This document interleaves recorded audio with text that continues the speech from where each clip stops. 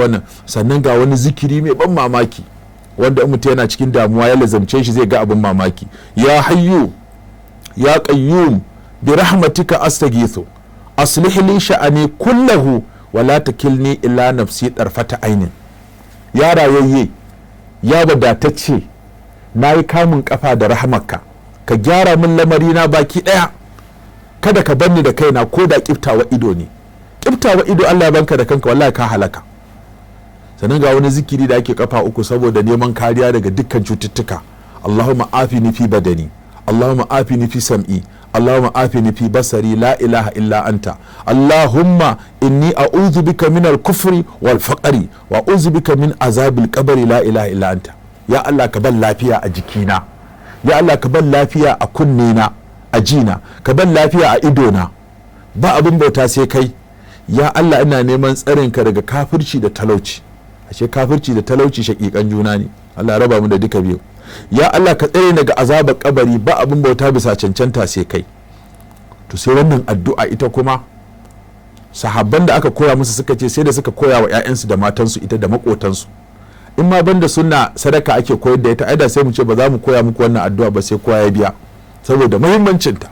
Kuma wallahi in ka ce zaka haddace ta ba za ta dauke ka minti 3 zuwa minti 5 ka haddace ta ba.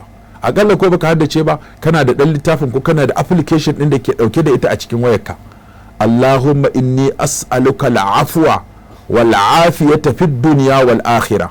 Allahumma inni as'aluka al'afwa wal afiyata fi dini wa dunyaya wa ahli wa mali. Allahumma astur awrati wa amin rawati.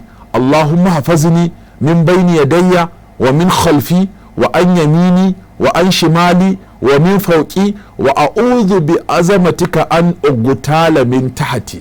Allahu akbar. Wato sunna akwai kariya, sunna akwai dafa'i da jalabi a cikin sunna. Allah ina roƙonka afuwa da lafiya. Dama me yake nema? A yafe mana zunubi kuma a bamu lafiya. A duniya da lahira ka in gamu da matsala. Dama me muke gudu?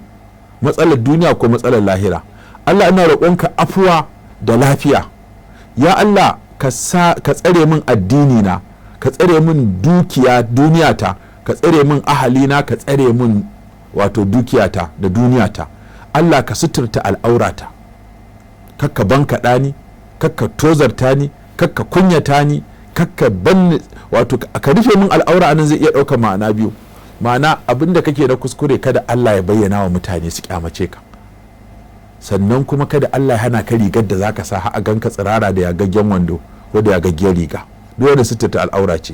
Ka aminta min da tsoron da kake ji Allah ya zama ka samu aminci da gare shi. Ya Allah ka tsare ni ta gabana da ta bayana, ka tsare min damar, ka tsare min hagu, ka tsare min sama. Ya Allah ina neman tsari da girmanka, na tawassali da girmanka, kada wani ya biyo min ta ƙarƙashin ƙasa. Kuma ko ina sai da aka zo karkashin kasa saboda duk makirci a kasa ake binne shi, a kasa ake kwakulo shi, a kasa ake tono shi, a kasa ake makala shi. Sai ya ce wa a'udhu bika min an ugutala min tahti wa a'udhu bi azamatika an ugutala min tahti. Allahumma fadira samawati wal ard alimul ghaibi wash shahada la ilaha illa anta rabb kulli shay'in wa malikahu a'udhu bika min sharri nafsi wa min sharri shaytani wa shirkihi wa an aqtarifa ala nafsi su'an aw ajrahu ila muslim. Ya Allah makagin samai da ƙasa, masanin abin da ke fake da wanda yake a bayyane, ba abin bauta da cancanta sai kai ne mahalicin dukkan komai, kai kan mallaki dukkan komai. Ina neman tsarinka daga sharrin kaina, kakkai wa kanka sharri da kanka, da wanda kansa yake wa kansa sharri, da kuma sharrin shedan da tarkon shedan ko da shirkar shedan. kuma ina wato amincewa wa an aqtarifa kan jawo wa kaina su an wani mummunan abu au ajrahu ila muslim ko in jawo wani musulmi.